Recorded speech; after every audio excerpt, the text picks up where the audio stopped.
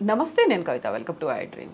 ఈ మధ్య కాలంలో వయసుతో సంబంధం లేకుండా హృదయ సంబంధిత సమస్యలు, హార్ట్ అటాక్స్ అనేవి ఎక్కువగా వస్తున్నాయి. అందులో స్కూల్ పిల్లలు, ఈవెన్ 10th క్లాస్ చదువుకుంటున్నటువంటి పిల్లల్లో కూడా కనిపిస్తున్నాయి.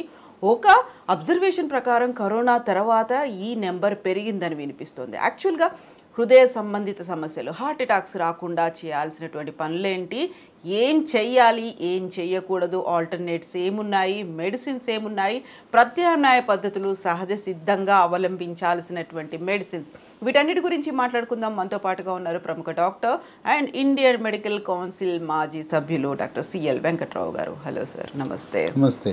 సో కరోనా తర్వాత విపరీతంగా పెరిగాయి అనేది, జిమ్లో చనిపోతున్నారు, క్లాస్ రూమ్లో చనిపోతున్నారు, ఎగ్జామ్స్ రాస్తూ చనిపోతున్నారు, ఏజ్ రిలేటెడ్ కాకుండా తయారైపోయింది. యాక్చువల్గా మీ అబ్జర్వేషన్ ఎందుకని ఇంతలా పెరిగింది అంటున్నారు? ఈ గుండె సమస్యలు పెరగటం అనేది వాస్తవం. దానికి కొంత కోవిడ్ కూడా ఆజ్యం పోసింది. కోవిడ్ తర్వాత సమస్యలు పెరిగినాయి. చిన్నపిల్లల్లో ఈ గుండె సమస్యలు రావడానికి కారణం మేనరికపు వివాహాలు. మన పెద్దవాళ్ళ మూర్ఖత్వం వల్ల అక్క కూతురు అంటే మనవరాలకు చేయాలంటాడు తాత. ఎందుకు? ఆస్తి బయటికి పోకూడదంట. అందుకని ఆస్తి కోసం బలి చేస్తున్నారు. ఎట్టి పరిస్థితుల్లో కూడా అక్క కూతుర్ని, మేనత్త, మేనమామ కూతుర్ని చేసుకోకూడదు. చేసుకుంటే ఇదే గుండె సమస్యలు వస్తాయి. గుండె సమస్యలే కాదు, మెదడు కూడా సరిగ్గా ఎదగదు. పిల్లలకు సరిగ్గా చదువులు రావు, వాళ్ళకి ర్యాంకులు రావు, వాళ్ళని ఎంత రుద్దినా అంతంత మాత్రంగానే ఉంటారు. కనుక ఆస్తి కోసం అని పట్టుకుంటే పిల్లల భవిష్యత్తే నాశనం అయిపోతుంది. కనుక మేనరిక వివాహం చేసుకున్న వాళ్ళు, లేదు తల్లి తండ్రి లేకపోతే ముందు తరాల వాళ్ళ గుండె జబ్బులు వస్తే పిల్లలకి ఈసీజీ పరీక్ష, 2D ఎకో అనేది గుండె పరీక్ష, స్కానింగ్ పరీక్ష చేస్తే కొంతమందికి గుండెలో రంధ్రాలు ఉంటాయి. మేనరికం వాళ్ళకి గుండెలో రంధ్రాలు ఉంటాయి. ఆ గుండె కవాటాల ఏర్పాటులో అనేక రకమైన మార్పులు ఉంటాయి. అవి గమనించకుండా పిల్లలు స్కూల్కి వెళ్ళినప్పుడు, ఆడుకుంటున్నప్పుడు, ఇంకోటి చేస్తున్నప్పుడు అక్కడికక్కడే దేవుడి దగ్గరికి వెళ్ళిపోతారు. కనుక అనుమానం ఉంటే మీరు, లేదు మేనరిక వివాహము, లేదా పిల్లాడు సరిగ్గా ఎదుగుదల లేదు, ఆయాసపడుతున్నాడు. కొంతమంది పిల్లలు వాళ్ళ రంగు, పెదాలు, గోళ్ళు నీలి రంగుకి వచ్చేస్తాయి. ఆ నీలి రంగును వైద్య పరిభాషలో సయనోసిస్ అంటారు. అది సమస్య. అయినా ఎందుకు వచ్చింది? డబ్బులు ఉన్నాయి కదా, లేదా గవర్నమెంట్ హాస్పిటల్కి వెళ్ళినా గుండె విభాగానికి వెళ్తే మీకు అనుమానం ఉంది, ఆ 2D ఎకో పరీక్ష చేయించండి. లేదు 100 మీటర్లు 200 మీటర్లు పరుగు పందాలు క్రీడాకారులు ముందే చేయించుకుంటే మంచిది కదా. కొంతమంది ఈ సైన్యానికి మిలిటరీ పీరియడ్ అని, లేదా పోలీస్ రిక్రూట్మెంట్కి పరిగెత్తుతుండగా చచ్చిపోతారు. ఆ సైన్యంలో చేరడానికి పీరియడ్కి ముందు, లేదా పరిగెత్తే ముందు, పోలీస్ రిక్రూట్మెంట్ ముందు చేయించుకొని 2D ఎకో పరీక్ష, ఈసీజీ పరీక్ష చేయించుకుంటే తెలిసిపోతుంది కదా. ఇది ఈనాడు ఒక సమస్య అయింది. ఇంకోటి ఏంటంటే ఈ చెడు కొలెస్ట్రాల్ రక్తంలో పెరిగిపోతూ ఉంది. ఈ చెడు కొలెస్ట్రాల్ అనేది జంక్ ఫుడ్, ఫాస్ట్ ఫుడ్ తినటం వల్ల, నూనె పదార్థాలు అధికంగా తినటం వల్ల, ఏపుడు కూరలు, రోస్ట్లు, ఫ్రైలు అధికంగా తినటం, మాంసాహారం మితిమీరి తినటం, ఈ చెడు కొలెస్ట్రాల్ పెరిగిపోతూ ఉంది. చెడు కొలెస్ట్రాల్ని ఎల్డిఎల్ కొలెస్ట్రాల్ అని, బ్యాడ్ కొలెస్ట్రాల్ అంటారు. దీనికి ఇంకో కొలెస్ట్రాల్ ఉంది, దాన్ని హెచ్డిఎల్ కొలెస్ట్రాల్ అంటారు. అది గుడ్ కొలెస్ట్రాల్, మంచి కొలెస్ట్రాల్, అది ఎక్కువ ఉండాలి.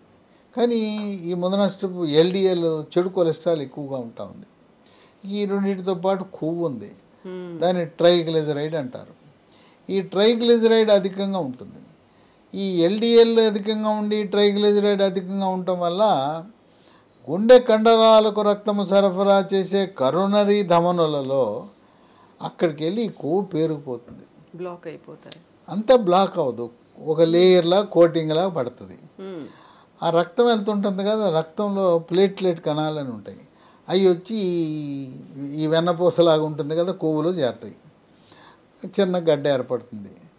ప్లేట్లెట్ కణాలు చేరగానే వీటితో పాటు సవాసం చేసే తెల్ల కణాలు ఉన్నాయి, ఎర్ర కణాలు ఉన్నాయి.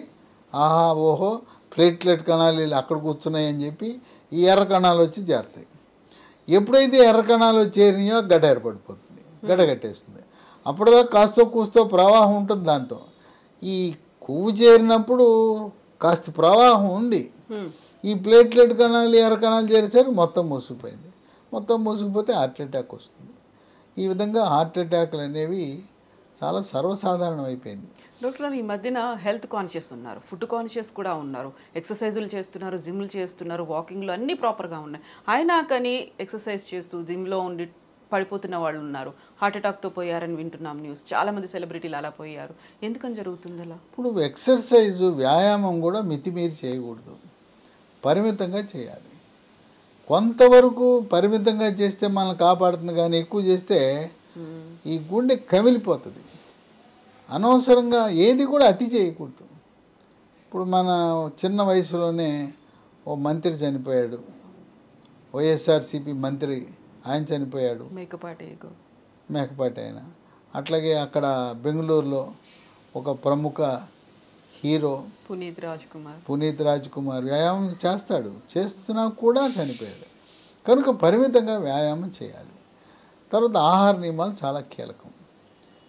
ఇంకోటి ఏంటంటే ఈ గుండెపోటు కొంతమంది గ్యాస్ ట్రబుల్లా ఉంటుంది. ఇది ఎక్కువగా 12 గంటల అర్ధరాత్రి తర్వాత తెల్లవారుజామున వస్తుంది.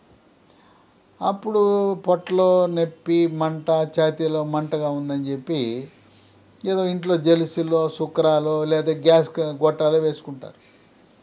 ఎందుకులే కుటుంబ సభ్యులు లేపటం అని అలాగే బాధపడుతుంటారు. ఈ గుండెపోటు అనేది షుగర్ ఉంటే 5-10 ఏళ్ళు ఉంటే నొప్పి తీవ్రంగా ఉండదు, ఏదో కొద్దిగా అసౌకర్యంలాగా ఉంటుంది. ఈ ఛాతీలో నొప్పితో పాటు ఆయాసం వచ్చినా, చెమటలు పట్టినా అది గుండెపోటే. కనుక గ్యాస్ ట్రబుల్ అనుకుని నిర్లక్ష్యం చేయకూడదు. ఇప్పుడు అర్ధరాత్రి మనకేం వెళ్ళటానికి లేదు, 108 అంబులెన్స్ ఉంది కదా, ఫోన్ చేస్తే వస్తుంది కదా, అది వెళ్ళి ఏదో చిన్న హాస్పిటల్ కాదు, గుండె వైద్య విభాగం ఉన్న పెద్ద హాస్పిటల్కి వెళ్ళాలి. గవర్నమెంట్లో బోధన ఆసుపత్రులు ఉన్నాయి, గవర్నమెంట్ మెడికల్ కాలేజీకి అనుబంధంగా హాస్పిటల్ ఉన్నాయి, లేదు ఆరోగ్యశ్రీ, ఎన్టీఆర్ వైద్య సేవ ఉన్న ప్రైవేట్ హాస్పిటల్ ఉన్నాయి. వెళ్ళటం మీరు చిన్న హాస్పిటల్కి వెళ్ళద్దు. మళ్ళీ ఆయన ఏదో ఈసీ మళ్ళీ కాలయాపన చేసి ఇంకో చోట పో అంటాడు. డైరెక్ట్గా ఒకవేళ 108 అంబులెన్స్ ఆయన తీసుకెళ్ళనంటే మీరే ఏదైనా వాహనం తీసుకుని తీసుకెళ్ళిపోండి. ఆ విధంగా హార్ట్ అటాక్ అనే దాన్ని వెళ్ళగానే ఈసీజీ పరీక్ష చేస్తారు. అయిన తర్వాత కొన్ని రక్త పరీక్షలు చేస్తారు, ట్రోపోనిన్ టీ అనే టెస్ట్ చేస్తారు. అది పాజిటివ్ ఉంటే హార్ట్ అటాక్ ఉన్నాడు. ఈసీజీలో కూడా మార్పులు కనపడతాయి. ఈ విధంగా ఈ రోజున ఎక్కడ చూసినా చిన్న వయసులోనే హార్ట్ అటాక్లు వచ్చి మరణించడం జరుగుతూ ఉంది. కోవిడ్ 2వ వేవ్లో ఆక్సిజన్ తగ్గిన వాళ్ళకి ఈ హార్ట్ అటాక్ వచ్చే అవకాశం ఎక్కువ. కొంతమంది అమాయక ప్రజలు నేను టీకా వేసుకున్నాను, టీకా వల్ల హార్ట్ అటాక్ అని అపోహపడుతున్నారు. కోవిడ్ టీకాల వల్ల ఎట్టి పరిస్థితుల్లో కూడా హార్ట్ అటాక్ రాబోదు. అది కోవిడ్ జబ్బు వచ్చినప్పుడు ఆ జబ్బు వచ్చిన వాళ్ళకి రక్తం చిక్కబడిపోతుంది. ఆ చిక్కబడిపోవటం వల్ల ఈ హార్ట్ అటాక్ అనేది అధికంగా గమనించడం జరుగుతుంది. అసలు అయినా మనకు అనుమానం ఉంది, ఎందుకు వచ్చింది? సంవత్సరానికి ఒకసారి ఏ వయసు వారైనా ఒక కార్పొరేట్ హాస్పిటల్కి వెళ్ళి master health checkup, executive health checkup అని చేయించుకుంటే పోతే 4,000 పోతాయి, డబ్బు పోవాలి, కానీ మనిషి పోకూడదు. గుండెకు సంబంధించి ఈసీజీ పరీక్ష చేస్తారు, గుండెకు స్కానింగ్ చేస్తారు, 2D ఎకో అంటారు. బెల్ట్ మీద నడిపించి కొంచెం వేగం పెంచి నడిపించి చేస్తారు. దాన్ని టీఎంటీ అంటారు, ట్రెడ్మిల్ టెస్ట్. ఈ ట్రెడ్మిల్ టెస్ట్లో పాజిటివ్ వస్తే ఏదో ఉంది, గుండెకి రక్త సరఫరా తగ్గిందనే అనుమానంతో యాంజియోగ్రామ్ అనే పరీక్ష చేస్తారు. పూర్వకాలం పెద్ద యాగి ఏదో తొడకి గుచ్చేవారు, ఇంత చేసిన తర్వాత ఒక ఇసుక మూట పెట్టేవారు. ఇప్పుడు అవన్నీ లేవు, చక్కగా ఇక్కడ గుచ్చేస్తున్నారు. ఇది యాంజియోగ్రామ్ ఇక్కడి నుంచి చేసేస్తున్నారు, చేతి మణికట్టు నుంచి. నార్మల్ వచ్చిందంటే 3 గంటల్లో ఇంటికి వెళ్ళిపోమంటున్నారు. ఇక్కడి నుంచి ఏదైనా లోపల బ్లాక్ కనపడింది, రక్తంలో కొవ్వు అడ్డం పడింది, దాన్ని శుభ్రం చేసేసి యాంజియోప్లాస్టీ అని చెప్పి ఒక పైపు తొడిగేస్తున్నారు, దాన్ని స్టెంట్ అంటారు. గతంలో ఒకటే స్టెంట్ వేయాలి, గుండెకి 1 కంటే ఎక్కువ వేయకూడదు, 1 కంటే ఎక్కువ అవసరం ఉంటే ఆపరేషన్ అనేవారు. ఇవాళ రోజున 5-6 స్టెంట్లు తొడిగేస్తున్నారు. ఒక్కోసారి 2, ఒక ట్రిప్కి 2 చొప్పున వేస్తున్నారు. ఆ విధంగా 5-6 స్టెంట్లు వేసుకుని ఆపరేషన్ లేకుండా కూడా వాళ్ళ గుండె డాక్టర్లు నైపుణ్యాన్ని సాధించారు. కనుక ఇంతకుముందు ఉన్నట్టుగా ఇప్పుడు ఆపరేషన్ సంఖ్య తగ్గిపోయింది. ఎందుకంటే కార్డియాలజీ విభాగంలో వస్తున్న ఆధునిక ఆవిష్కరణలు, ఈ స్టెంట్ల తయారీ, స్టెంట్లకు కూడా దాని లోపల మందు పూస్తున్నారు. స్టెంట్ లోపల మందు పూసి రోజు కాస్త కూస్తూ మందు విడుదలవుతూ ఉంటుంది. ఆ విధంగా ఈరోజు స్టెంట్లతోనే సరిపోతూ ఉంది. ఈ స్టెంట్లకి తెలంగాణలో ఆరోగ్యశ్రీ, ఆంధ్రప్రదేశ్లో ఎన్టీఆర్ వైద్య సేవ కింద ఉచితంగా తెల్ల కార్డు, రేషన్ కార్డు, ఆరోగ్యశ్రీ ఉన్న వాళ్ళకి ఉచితంగానే జరుగుతూ ఉంది. ఎక్కడో నూటికో కోటికో ఒకరికి మాత్రం బైపాస్ ఆపరేషన్ చేయాలి. కనుక మీకు ఎవరైనా బైపాస్ ఆపరేషన్ అంటే ఇంకొక దగ్గరికి వెళ్ళండి. మీరు గుండె డాక్టర్ దగ్గరికి వెళ్తే ఆయన చేయాలా లేదా అని సెకండ్ ఒపీనియన్ అనేది తీసుకోవటం అవసరం. అసలు మనకి ఈ విలన్, క్రిమినల్ ఈ LDL కొలెస్ట్రాల్, దీని గురించి ఇంకా ప్రజల్లో అవగాహన రాలా. కోడిగుడ్డు తెల్ల సొన పచ్చ సొన కలిపి తినాలి. అందరూ ఏమనుకుంటారంటే పచ్చ సొన తింటే కొలెస్ట్రాల్ వచ్చేస్తుంది, నాకు హాని అనుకుంటారు. కోడిగుడ్డులో పచ్చ సొన వల్ల ఎటువంటి హాని లేదు. చాలా వరకు తీసి పక్కన అవగాహన లేక తెల్ల సొన పచ్చ సొనతో తినండి, ఏమి ఇబ్బంది లేదు. ఈ LDL కొలెస్ట్రాల్ని మనం నియంత్రించుకోవాలంటే రోస్ట్లు, ఫ్రైలు, ఇగురు కూరలు మానేయాలి. జంక్ ఫుడ్, ఫాస్ట్ ఫుడ్ మానేయాలి. ధూమపానము, మద్యపానం పూర్తిగా దూరంగా ఉండాలి. ఈ సిగరెట్, బీడీ అలవాటు ఉన్న వాళ్ళకి ఒక ట్యాబ్లెట్ అందుబాటులోకి వచ్చింది. దాన్ని బూప్రాన్ XL 150 మిల్లీగ్రామ్ ట్యాబ్లెట్ అంటారు. BUPRON XL 150. Sun Pharma company వాళ్ళు తయారు చేస్తారు. దీన్ని ఉదయం టిఫిన్ చేసిన తర్వాత వరుసగా 3 నెలలు వాడితే ఇక మళ్ళీ జీవితంలో పొగాకు ఉత్పత్తుల జోలికి వెళ్ళరు. సిగరెట్, బీడీయే కాదు, గుట్కా, పాన్పరాగు, నశ్యం వాటి జోలికి కూడా వెళ్ళరు. ఇప్పుడు ఈ LDL అనే దాన్ని ఎలా నియంత్రించాలి? దీనికి ఇప్పుడు వరకు మనం అలోపతి వైద్యంలో స్టాటిన్లు అంటారు. అటర్వా స్టాటిను, రోజువా స్టాటిను, అవి దాటి మీద వివాదం నడుస్తూ ఉంది. పనిచేస్తాయా లేదా అని ఇంకా ప్రయోగ దశలో ఉన్నాయి. కొంతమంది గుండె డాక్టర్లు పనిచేస్తాయంటారు, కొంతమంది పని చేయమంటారు. పని చేసినా పని చేయకపోయినా రోగులకు మాత్రం పిక్కలు పట్టేయటం, కండరాలు పట్టేయటం, డబ్బు జేబు ఖాళీ అవ్వటం మాత్రం జరుగుతుంది. చాలా ఖరీదు. ఈ పిక్కల నొప్పి భరించలేం. కనుక ఈ LDL, చెడు కొలెస్ట్రాల్, బ్యాడ్ కొలెస్ట్రాల్ నియంత్రించడము, కొవ్వు శాతాన్ని నియంత్రించడానికి ఒక సహజ సిద్ధమైన ప్రకృతిలో లభించే మందు అందుబాటులోకి వచ్చింది. ఇది లీ ఫార్మా అనే కంపెనీ వాళ్ళు తయారు చేస్తున్నారు. దీంట్లో వెల్లుల్లి ఉంటుంది, పసుపు ఉంటుంది, పసుపులో కర్కుమెన్ ఉంటుంది, మెంతులు ఉంటాయి, మిరియాలు ఉంటాయి, సోయా ఉంటుంది, సోయా చిక్కుళ్ళు, తర్వాత తౌడు నూనె, టమోటా. ఇవన్నీ మనకు ప్రకృతిలో లభించే వస్తువులే కదా. వాటి నుంచి తయారు చేసింది. రసాయనాలు ఉండవు, ఎటువంటి సైడ్ ఎఫెక్ట్స్ ఉండవు. ఇది ఉదయం ఒకటి రాత్రి ఒకటి వేసుకుంటే చక్కగా నియంత్రణలోకి వస్తుంది. మనము కొవ్వు శాతము, LDL, ట్రైగ్లిజరైడ్ తెలుసుకోవాలంటే లిపిడ్ ప్రొఫైల్ అనేది టెస్ట్ చేయాలి. ఇది పూర్తిగా పరగడుపుని చేయాలి, ఏమీ తినకుండా చేయాలి. ఆ లిపిడ్ ప్రొఫైల్ చేయించుకుని LDL పెరిగింది, ట్రైగ్లిజరైడ్ పెరిగింది, వాడిన తర్వాత 3 నెలల్లో మళ్ళీ సాధారణ స్థితికి వచ్చేస్తుంది. కనుక ఒక 3 నెలలు ఉదయం ఒకటి రాత్రి ఒకటి. మేము ఇప్పటికీ అటర్వా స్టాటిన్, రోజువా స్టాటిన్ వాడుతున్నామంటే దీన్ని మొదలుపెట్టి క్రమేణా వాటిని తగ్గించేయచ్చు. భవిష్యత్తులో రోజుకొక లైఫ్ స్టైల్ వాడితే సరిపోతుంది. కొద్దిమందికి 2 అవసరం ఉంటుంది. కనుక అటర్వా స్టాటిన్ బదులుగా, రోజువా స్టాటిన్ బదులుగా సమర్థవంతంగా ఈ చెడు కొలెస్ట్రాల్ని నియంత్రించే, ట్రైగ్లిజరైడ్ నియంత్రించే ఔషధం లైఫోస్టెరాల్. అందరూ వాడచ్చు అంటారు డాక్టర్? ఏజ్ లిమిట్ అనేది అలా ఏమన్నా? అసలు ముందు జాగ్రత్తగా నాకు గుండెపోటు రాకుండా ఉండాలంటే వాడేయటమే. 2వ వేవ్లో కోవిడ్ వచ్చింది, ఎప్పుడైనా మనం దెబ్బ కొడుతుంది, ఎందుకు వచ్చింది? ఇది వాడేస్తే పోలా. ఓ 3 నెలలు పొద్దున ఒకటి రాత్రి ఒకటి మనం లిపిడ్ ప్రొఫైల్ అనేది చేయించుకుని అది నార్మల్కి వచ్చే వరకు వాడాలి. ఇది మనకు అమెజాన్లో లభిస్తుంది లైఫోస్టెరాల్.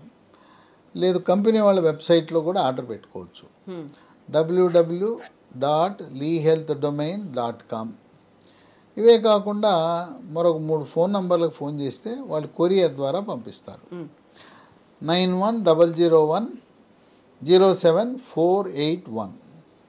9100100748 8977030218 9502897374. ఈ నంబర్లన్నీ కూడా మీకు స్క్రీన్ మీద కనపడుతున్నాయి, డిస్క్రిప్షన్ బాక్స్లో ఉంటాయి. కనుక కుటుంబ చరిత్ర ఉంటుంది. కొంతమందికి నాన్న, తాత, ముత్తాతలకు కూడా 45-50 ఏళ్ళకే హార్ట్ అటాక్ వచ్చి చనిపోయిన చరిత్ర ఉంటుంది. కుటుంబ చరిత్ర ఎవరికైతే చిన్న వయసులో వాళ్ళ వారసులు మాత్రం జాగ్రత్తగా ఉండాలి. దీనివల్ల ఎటువంటి అనర్థం లేదు. ముందు జాగ్రత్తగా వాడుకోవటం మంచిది. ట్రైగ్లిజరైడ్ పెరిగినా, LDL కొలెస్ట్రాల్ పెరిగినా దీన్ని వాడుకుని మన గుండెను కాపాడుకోవాలి. ఎట్టి పరిస్థితుల్లో కూడా మనము మేనరికపు వివాహాలు చేసుకుని మనకు పుట్టే సంతానానికి అన్యాయం చేయకూడదు. వాడు కలెక్టర్ కావాల్సిన బిడ్డ ఏమీ లేకుండా కొరగాని వాడైపోతాడు. ఈ మేనరిక వివాహం వల్ల మానసిక బుద్ధిమాంద్యం ఉంటుంది. చివరికి తన పనులు తను చేసుకోలేని పరిస్థితి కూడా కొంతమంది ఉంటారు. కనుక మనము అది పాపము, మేనరికపు వివాహాలు మహాపాపమని గమనించి చదువుకున్న వాళ్ళు దీన్ని ప్రచారం చేయండి.